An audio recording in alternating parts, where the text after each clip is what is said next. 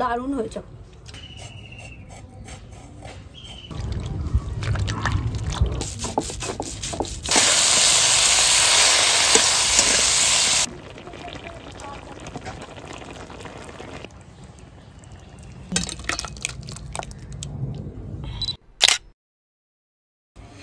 এই দেখেন বাজার দিয়ে টাটকা টাটকা ঝিঙে নিয়ে আসছি, একদমই কষি। এই ঝিঙে দিয়ে আজকে একটা দারুণ রান্না করব, অসাধারণ। সেইটা অল্প মশলায়। সেই রান্নাটা কি বলুন তো? জল বড়া ঝিঙার। তো আজকে ঠাকুমাই ঝিঙে নিয়ে এসছে, আজকে ঝিঙের জল বড়া করবে।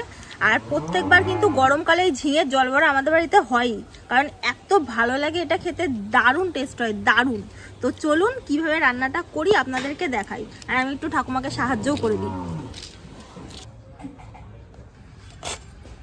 ইস কি কচি কচি আছে? হ্যাঁ দেখ, মনে হয় যে বুড়ো। দেখ কচি। ওটা খোসাটা ফেলে রেখে দিও, বাটা খাবো। বাটা খাবি? আচ্ছা খাবি। ঠাকুমা ঝিঙেটা কিন্তু দেখে মনে হচ্ছিল বুড়ো। হ্যাঁ আমিও ভেবেছিলাম। না না, দোকানদার বলে দিয়েছিল যে ঝিঙেটা এত সুন্দর কচি হবে, বলছিল যে আপনাদের ভেঙে দেখাই, দেখুন খুব ভালো ঝিঙেটা। ওটা একটু বেশি করে রাখো ঠাকুমা, খোসাগুলো বাটা খাওয়া যাবে তো।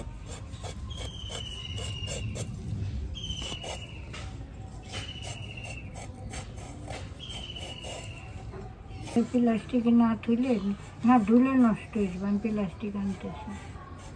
এটা ফেলে দিই।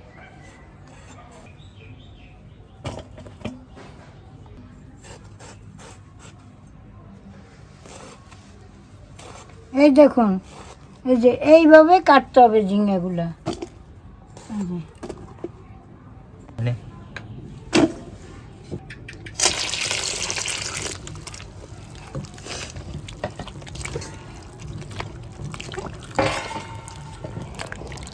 তুমি ফসাবো।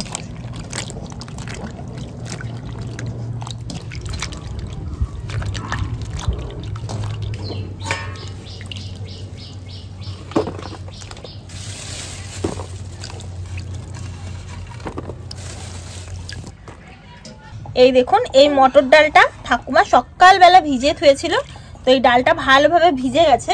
এখন এই ডালটা আমি বেটে নেব।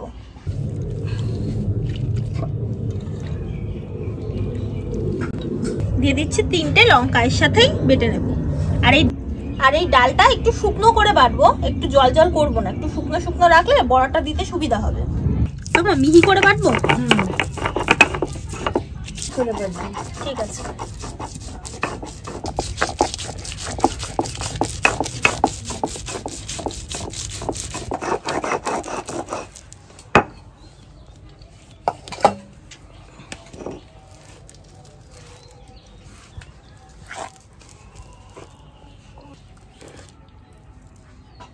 এই আদাটা এখন আমি ভালোভাবে বেটে নেব।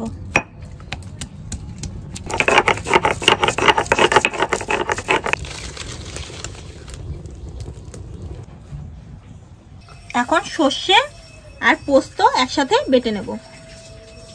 এর মধ্যে অল্প একটু নুন দিয়ে দিচ্ছি, তাহলে আর তিতো হবে না।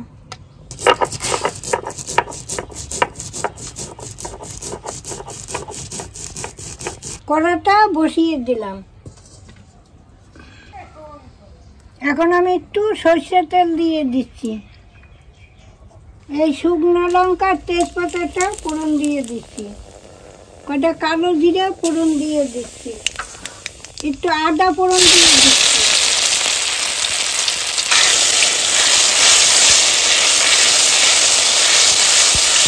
এই আদা বাটাটা একটুখানি ভালো করে লাল করে ভেজে নিই।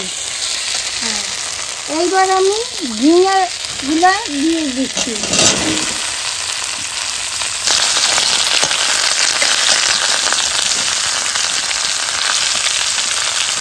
এই যে মটর ডালটা বেটে রেখেছিলাম, এখন এর মধ্যে কিছু দিয়ে একটু মেখে নেব। পরিমাণ মতো নুন দিয়ে দিচ্ছি, অল্প একটু হলুদ গুঁড়ো দিয়ে দিচ্ছি। এই আদা বাটাটা এখন এর ভেতর দিয়ে দিচ্ছি পুরোটা, ভালো করে মেখে নিচ্ছি। এই যে ডালটা বেটেছিলাম, মটর ডালটা বাটার সময় লঙ্কা দিয়েছিলাম, তাই আলাদা করে আর ঝাল দেবো না। এবার কাঁচা লঙ্কা চিরা দিয়ে দিচ্ছি। পরিমাণ মতো একটু হলুদ দিয়ে দিচ্ছি।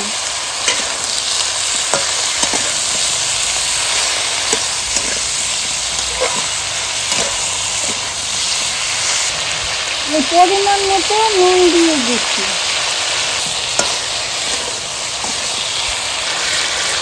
পরিমাণ মতো একটু জল দিয়ে দিচ্ছি।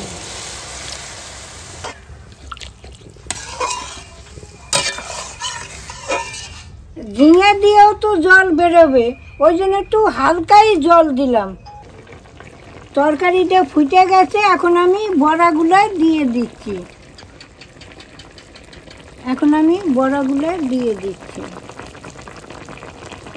এরকম সাজিয়ে সাজিয়ে দেব।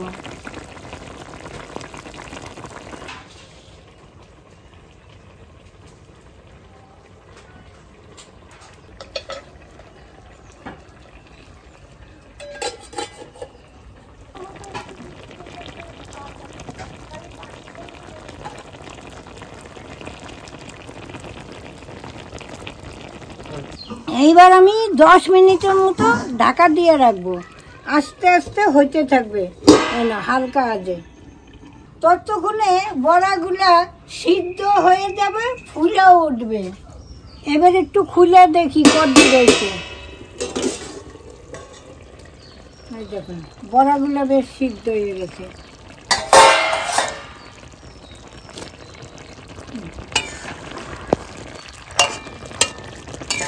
বড়াগুলো শক্ত হয়ে গেছে। পোস্ত আর সর্ষে বাটাটা দিয়ে দিচ্ছি। এইবার অল্প একটু চিনি দিয়ে দিচ্ছি।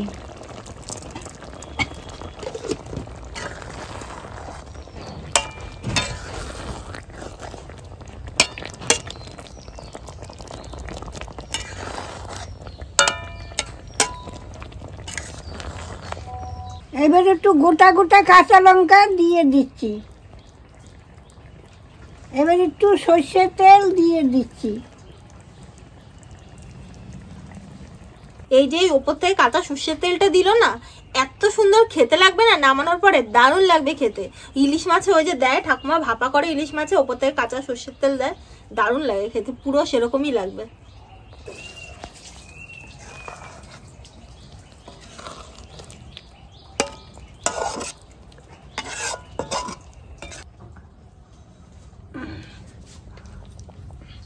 কালারটা কি সুন্দর হয়েছে। এইবার আমি নামিয়ে নিচ্ছি।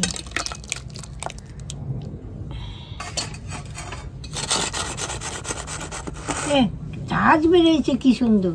এই রান্নাটা আমার খেতে এতটাই ভালো লাগে। দেখুন আমি দুপুরবেলা মা ডেকেছিল, তখন আর ভাত খাইনি। এখনো দুপুরই রয়েছে, কিন্তু তাও একটু দেরি হয়ে গেছে। তো ঠাকুমার জন্য বসেছিলাম, কখন এই রান্নাটা হবে, কখন আমি খাবো। দাও ঠাকুমা খেতে দাও।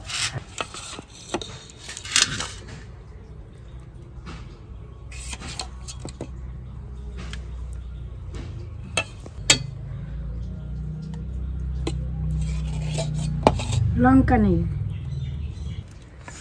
গরম গরম ভাত, তার সাথে তরকারি, দারুণ লাগবে। কাঁচা লঙ্কা দিয়ে খেয়ে দেখি বলো ঠাকুমা। কাঁচা লঙ্কা খাওয়ার জন্যই তো দিয়েছি, খেয়ে দেখ ভালো লাগবে। গন্ধ বেরিয়েছে, ভালো লাগে এই রান্নাটা খেতে।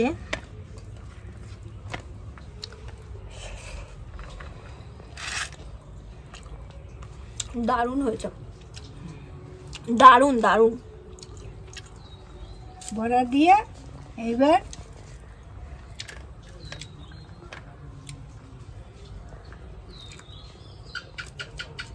হিব্বি হয়েছে।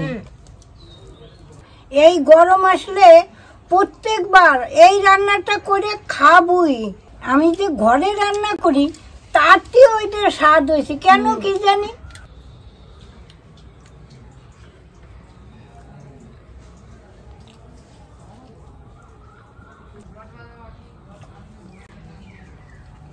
হিব্বি হয়েছে।